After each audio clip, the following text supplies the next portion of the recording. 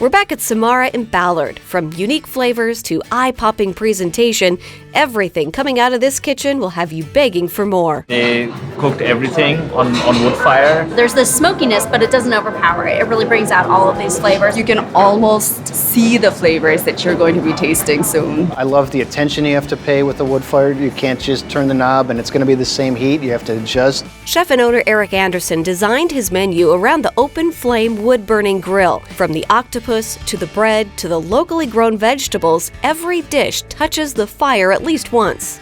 The hearth is the heart of the home, as you hear, and this is, front and center of the restaurant, and almost every ingredient touches it at some point. Where you can really roast the vegetables, we can get a good char on them without burning them through, and so you just have these layers of flavor you're able to develop. Even a simple piece of grilled bread on a wood-fired grill is transformed. The transparency of watching what I'm eating, how they're cooking it, and it's just art right there. You can see what they're doing. There's no secrets here. It's just so beautiful when you see the flames from the wood fire sort of, licking your food really on the grill, and then you get to lick it yourself.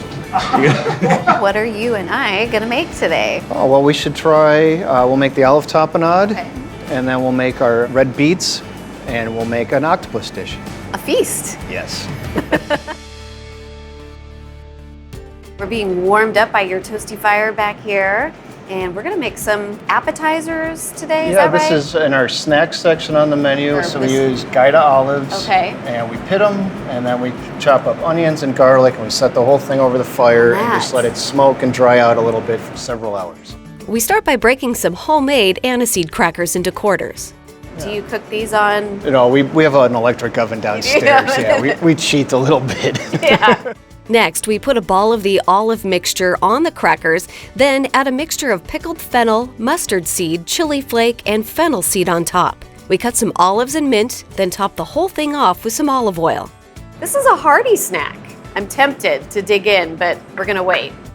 Now we move on to some charred beets. So these are from a local farm? Steel Wheel, they're in Falls City. Okay, so we're gonna roast these on the fire. We kind of put a little char on them like you'd see on a burnt marshmallow.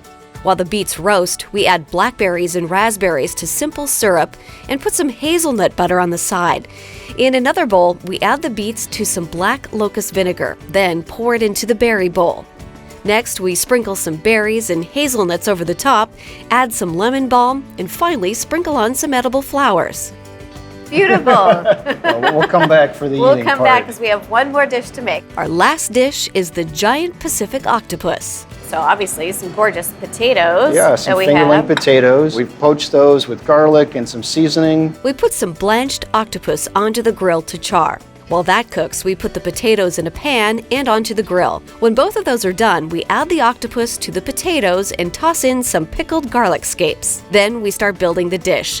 We first spread out a base of smoked chili aioli. I think it needs more mayonnaise. Oh, I see. I was going for evenness. And it was extremely even. It was even. We top the whole thing off with Italian parsley, pickled orange zest, and chive blossoms. Now it's time for the feast.